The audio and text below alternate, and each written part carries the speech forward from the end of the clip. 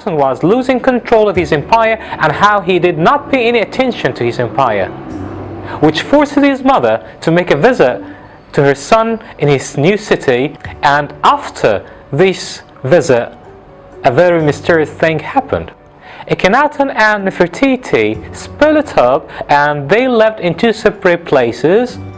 After long love story, we can see in this poem Akhenaten telling his wife how he is loving her. It's very sad to see the couple get separated that way, and we cannot figure out till now what happened. There is another person called Smenkhkare was mentioned in the period of Amarna. Some scholars saying he is the nephew of Akhenaten. There was another brother for Akhenaten called Thutmose, and Semenkkare is the son of Thutmose who died during the lifetime of their father Amenophis III. Some scholars saying Akhenaten was homosexual and he had an affair with Semenkkare. That's because of this statue, a figure sitting on the lap of Akhenaten and having a kiss, a mouth kiss.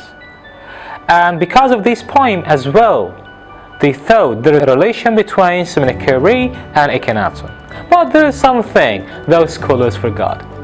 They forgot to learn about the ancient Egyptian society and how a man kissing a child on the mouth in our culture is not a big deal. It is not a big thing. It is a very normal thing for an old man to kiss a child on his mouth. The other thing is, Smenkhkare could not be the nephew of Akhenaten, but he could be someone else.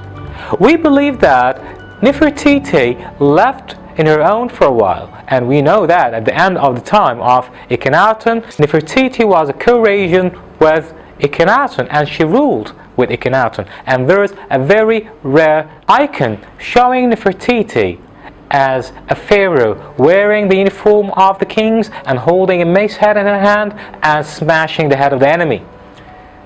And being a king, it means you have to get a new title as a king. I believe Smenkhkare is a title for Nefertiti as a co-regent with Akhenaten, and when he was writing this poem for Smenkhkare, he was talking about his wife. At the same time, a very beautiful presentation of for Akhenaten having his wife on his lap. We haven't seen any pharaoh before either after Akhenaten having such warm attitude with a wife. We got Ramesses II talking in a very beautiful way about his wife and talking in a very romantic way about his wife, but it's not presented on a scene for people to see. Even having a kiss with a wife, it's something presented in the time of Akhenaten in a very free way, without any restriction. Suddenly, the capital collapsed. Daughters of Akhenaten started dying one after the other. His wife died and disappeared. We don't know. Akhenaten himself disappeared. So the end of the era of Akhenaten is not very clear, but we have an idea.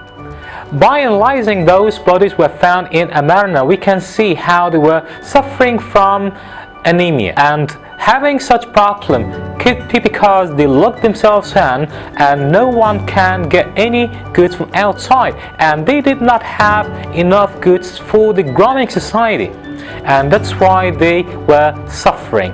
So the society was suffering and empire itself was suffering. So for sure the priests of Amarna attacked the city of Akhenaten and destroyed it. After what happened in Amarna, the one who looks after Tutankhamun, took Tutankhamun to Luxor and made him the king of the country. It's very strange to see the only one survives in the court of Akhenaten, and built a tomb for himself in Amarna and another tomb for himself in Luxor.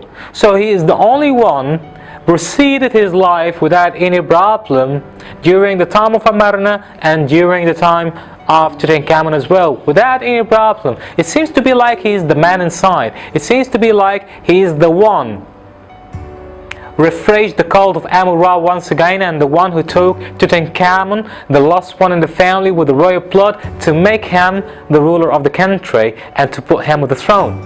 Because they cannot proceed without someone with the royal blood, so they had to take someone from the royal blood or from the family to be the ruler of the country. And so they took the 9-year-old kid to make him the pharaoh to be able to control. and I was the assistant of Tutankhamun. After a while, Tutankhamun himself died and I became the ruler of the country himself. So it's very strange, and I feel like there is a conspiracy here, how I was in the court of Akhenaten and everyone else died except I, who managed to proceed his life living with Tutankhamun Luxor, and then how he became the king later on.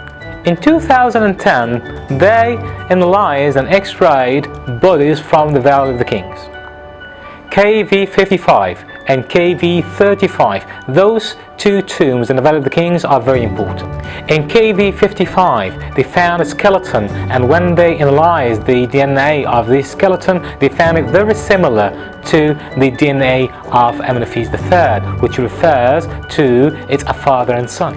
And then they analyzed the DNA of Tutankhamun's body, and they found it very close to the DNA of the body of KV55. And we can see how the numbers are very close between Tutankhamun and the body in KV55, and how the numbers are very close between the KV55 and Amenophes III. So it's very clear then it's grandfather, father and son.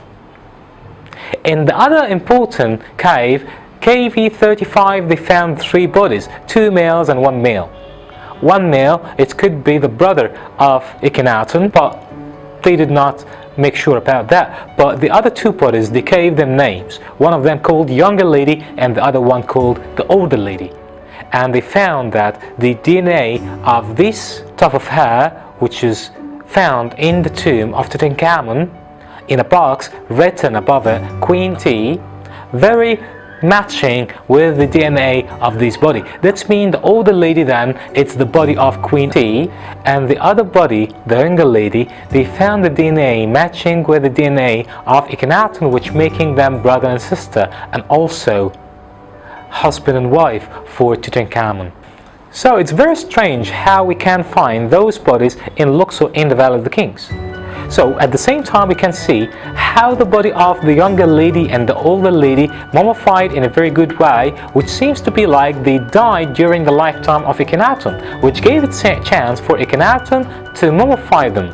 While Akhenaten himself, his body is not mummified, so he died at the end of those events and no one mummified him. And somehow a believer of Akhenaten or an assistant for Akhenaten and even his son, Tutankhamun, took his body to the lost part of earth. Priests of Amarna can search for him which is in the middle of the Valley of the Kings. When they were making the x-rays of the head of Tutankhamun and the head of Akhenaten to see how they are similar together, we got this picture. So we can see how the shape of the skull of Tutankhamun very close to the skull of Tutankhamun. Also, they discovered a very strange thing at the same time, which is the wisdom tooth in the left side of the face of Tutankhamun was growing in the wrong direction. So the picture to one side showing how the wisdom tooth is growing in the right direction, while the other side of the face, the wisdom tooth growing in the wrong direction, which causing a severe pain to the face of Tutankhamun. And also they discovered how one leg of Tutankhamun is shorter than the other. And this explains the number of sticks were found in the tomb of Tutankhamun, and this also explains why in this picture Tutankhamun is standing not straight and resting his arm in long stick. And also this explains why in this scene on the back of the throne of Tutankhamun, his wife wearing a sandal and he's wearing the other sandal, and he's not wearing the pair of sandals together, simply because he cannot touch the ground with this leg, and his wife was sharing this disability with him by wearing the other sandal. Even it was very interesting X-ray to discover the reason of death for Tutankhamun. They discovered that the hole in the back of the head of Tutankhamun, and that they were believing for many years it's the reason of death, and he received the head in the back of the head causing his death. It's not right, because they found the bone inside the skull, and it means the skull was empty when this bone fell inside, which means they emptied the head and then made the hole in the back. So the hole then was made for mummification purpose.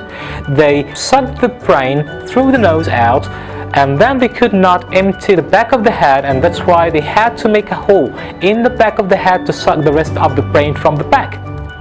And they discovered there is a big wound in this leg as well, and there is an infection in it, and this is the reason of that.